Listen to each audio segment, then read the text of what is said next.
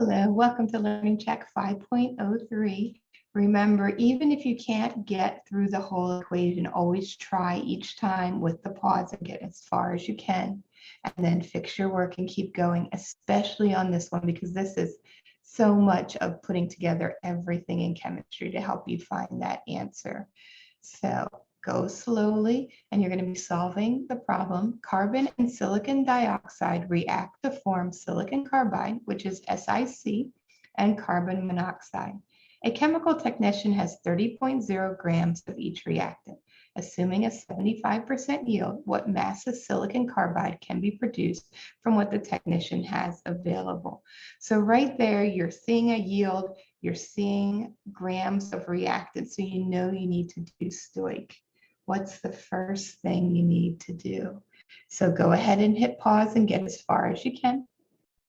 And welcome back. So if you needed a little bit of help remembering what the steps are for Stoich, the first thing you need is always a balanced chemical reaction, because the mole ratio is how we convert from one chemical to another. So go ahead and hit pause again if you don't have the balanced chemical reaction figured out. And here it is here. Okay. Carbon and silicon dioxide form silicon carbide and carbon monoxide. Balance the oxygens first, then balance the silicons, and finally balance the carbons. What is the next thing that we would do? Knowns and unknowns. Knowns, so I'm looking up here. What do I know? I have 30 grams of each reactant. So that's a known. I just have to remember that reactants are the ingredients on the left, whereas products are what goes on the right. So I have 30 grams of each reactant. And how do I know which product to pick? I have two products. Both of these products I could get a theoretical yield for. What does the problem want me to do? What mass is silicon carbide? So it picked silicon carbide as the product because carbon monoxide is not what this company wants. It wants to create computer chips, so it needs the silicon carbide half. Another company might want the carbon monoxide. And mass is measured in grams. So now I have my reactants and products. And remember, when we get done here, one of these guys is going to be the limiting reactant. We don't know who yet, but silicon carbide and carbon monoxide, neither of them can be the limiting reactant because they're not reactants. Okay, so now I have this little setup. Maybe now's enough time that you can pause and get to the next point, or maybe after I put the steps up. We're now up to the mole map. And what are we mole mapping? Well, what are our knowns? I have two knowns, two reactants, two stoichs. The first reactant, 30 grams of carbon. And what am I stoiching it to? My unknown, grams of silicon carbide. Second reactant, 30 grams of silicon dioxide. Who does he stoich to? The same product, so we can compare apples and oranges. So again, if you are now settled, go to the mole map and figure out what to do next and hit pause. Okay, and so the mole map, when I look at it, both of these are grams to grams. So both of them are going to have this same process. Divide by molar mass, multiply by mole ratio, multiply by molar mass. So we set up the equation. We always start with known over 1 for any dimensional analysis. Stoich, mole conversions, any dimensional analysis.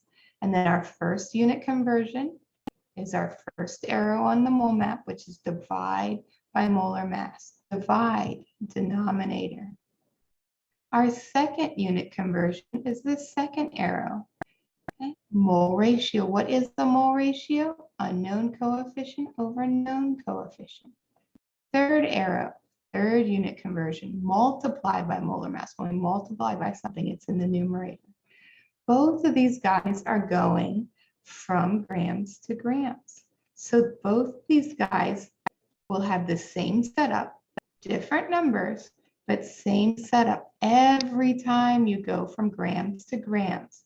Your first fraction is known over 1. Your second fraction is 1 over molar mass.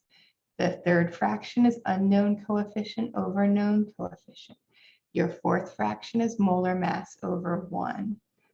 So what is my known? My known is what I started with, 30.0 grams of carbon, 30.0 grams of silicon dioxide.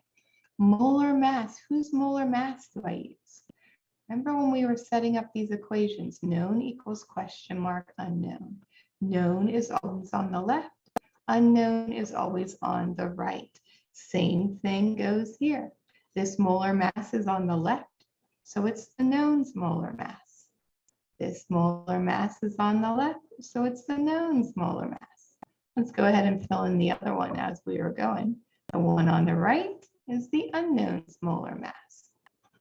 You always divide to get rid of a mass at the beginning and multiply to convert to the mass at the end.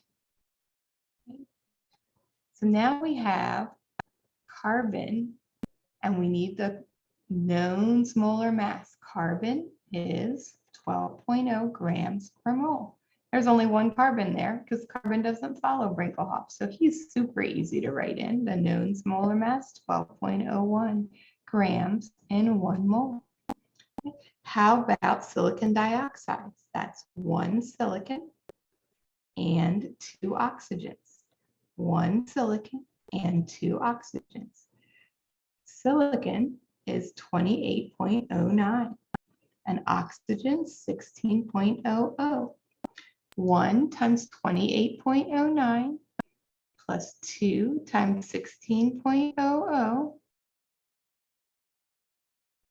gives us 60.09 for this guy's molar mass, and that's grams in 1 mole. Unknown coefficient, who's my unknown? My unknown is silicon carbide. Its coefficient, remember a big number in front, is 1. 1 mole of silicon carbide is created.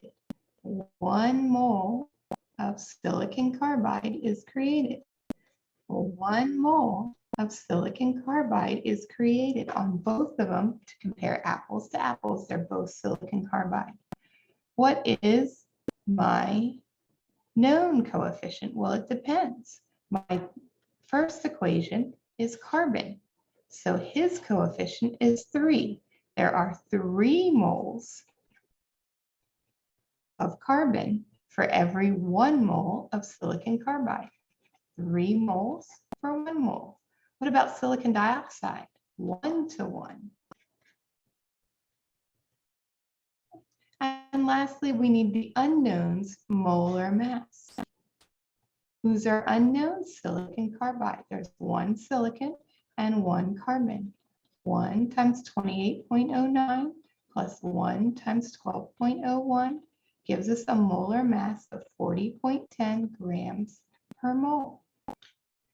40.10. 40.10 grams in 1 mole. Grams in 1 mole. And now we can cancel. Grams, grams, moles, moles, moles, moles. Grams, grams, moles, moles, moles, moles. We can get rid of the ones because anything times 1 is just 1. We're getting rid of a lot of stuff. We got a lot of chicken scratch going on there. That happens. That's okay. What are we left with? 30 and 40.1 in the numerator. 30.0 times 40.1 is left in the numerator. What's left in the denominator? 12.01 and 3 is left in the denominator. How about the second guy? 30.0 and 40.1. Let me write that the right way around. It's not confusing. 30.0 and 40.1 are left in the numerator. What's left in the denominator? 60.09.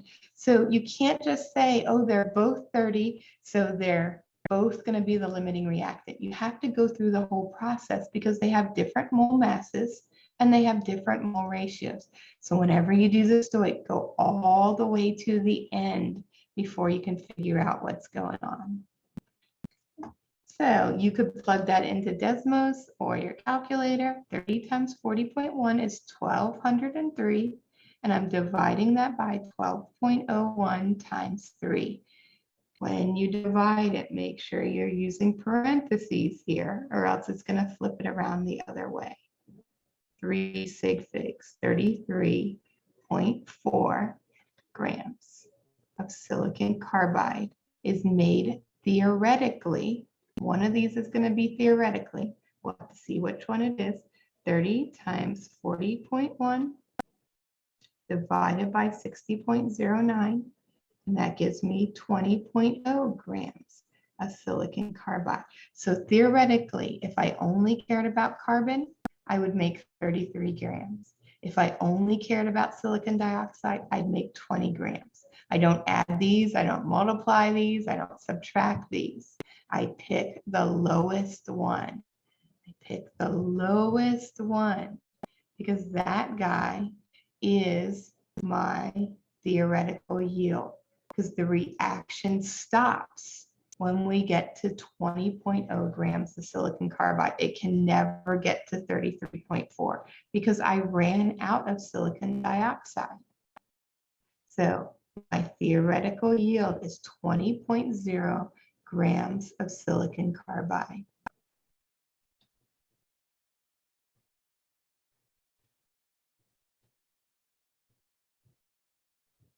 So we did all these steps. My theoretical yield, 20.0 grams of who? Of the product you cared about, because the yield is how much you produced. Who caused that? Silicon dioxide caused that. So that's my limiting reactant. And now we need to find the actual yield. So you should have an equation in your notes for actual yield. And here we go, right there. Percent yield divided by 100. So my percent yield is way back in the original question. So always go back and check there. 75. My theoretical yield is the least product, 20.0. So now 75 divided by 100 times 20 gives me 15.